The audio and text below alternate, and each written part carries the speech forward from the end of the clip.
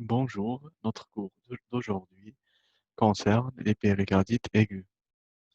Comme définition, la péricardite se définit par l'inflammation du péricarde qui l'enveloppe du cœur.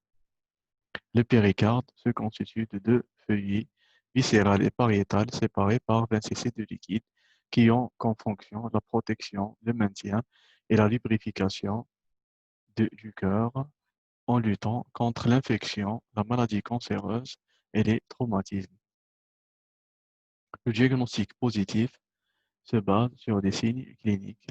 Comme signes fonctionnels, on a la douleur thoracique, de siège rétro-latérosternal gauche, de type constriction, brûlure ou oppression, avec une irradiation pseudo-angineuse vers le muscle trapèze gauche, qui est le muscle principal du cou, au dos ou en bretelle, d'intensité variable qui augmente à l'inspiration et au mouvement. À la position couchée, lors de la toux, elle peut être prolongée et résiste à la trinitrine, au contraire de la douleur angineuse ou lors de l'infarctus du myocarde. Les signes généraux, c'est surtout la fièvre. L'examen clinique est basé surtout à l'auscultation. On a le frottement péricardique qui est spécifique à cette pathologie, mais qui est inconstant. De siège mésocardiaque, sans irradiation, de timbre sec, râpeux, c'est le bruit du cuir neuf, s'entend, il a un rythme qui va de va-et-vient encadrant le B1 et le B2, son intensité et son siège qui sont variables avec la position et le temps. Il persiste en apnée, c'est le diagnostic différentiel avec l'épanchement pleural. Comme signe paraclinique, on a l'ECG avec les troubles de repolarisation en 4 phases. Le stade 1, dès les premières heures, c'est un sus-décalage du segment ST. Au stade 2, l'onde de T isoélectrique.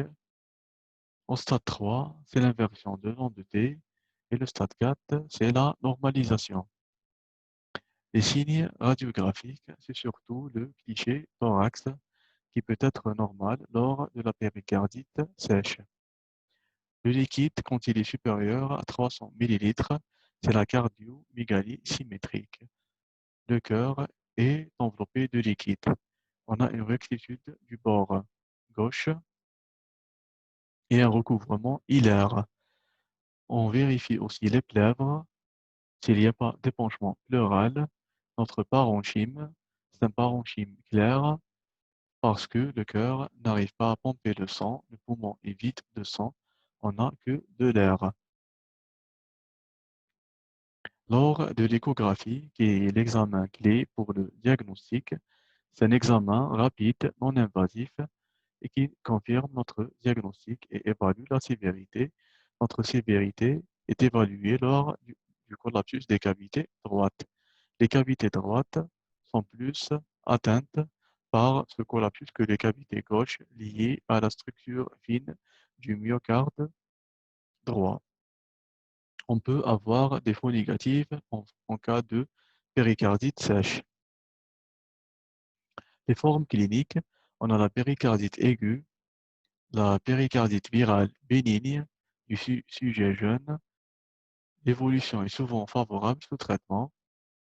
La péricardite aiguë liquidienne, la myopéricardite qui est une inflammation du muscle, aussi du revêtement du cœur, et la tamponnade qui est une urgence médicale, surtout lors de la tuberculose ou des formes néoplasiques. Donc, on doit traiter rapidement toute tamponnade qui est l'épanchement liquidien important qui cause une compression ou une dépression des cavités cardiaques, surtout le cœur droit. Les complications, c'est la compression aiguë du cœur liée à l'accumulation rapide ou à l'épanchement abondant. Une augmentation des pressions intra-péricardiques est observée.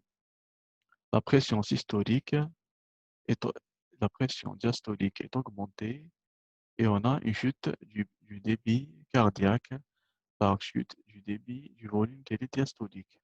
C'est le cœur qui est gêné et qui n'arrive pas à se remplir, c'est le cœur qui est vide.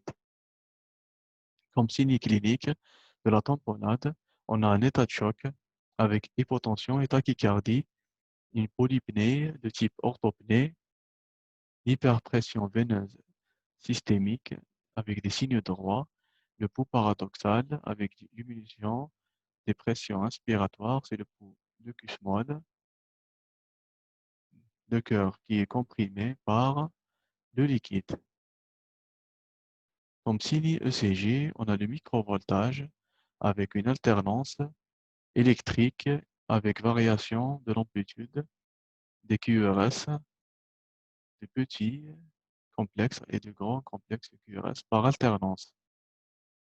Ici, les autres signes radiologiques, c'est la cardiomégalie à poumon clair, surtout dans la péricardite importante, qui est la tamponnade. D'autres signes échographiques, c'est le liquide est souvent abondant, l'aspect du cœur flottant, c'est le swinging heart, avec collapsus diastolique des cavités droites. On doit agir rapidement en cas de tamponnade. C'est une urgence thérapeutique. Le malade doit être hospitalisé en urgence. L'évacuation de ce liquide doit se faire rapidement, soit par ponction éco-guidée. En cas d'absence d'échographie disponible, on doit procéder à un drainage chirurgical par voie sous-xiphoïdienne. Le repos au lit est indiqué après épisode de tamponnade. Les anti-inflammatoires pendant 3 semaines sont prescrits.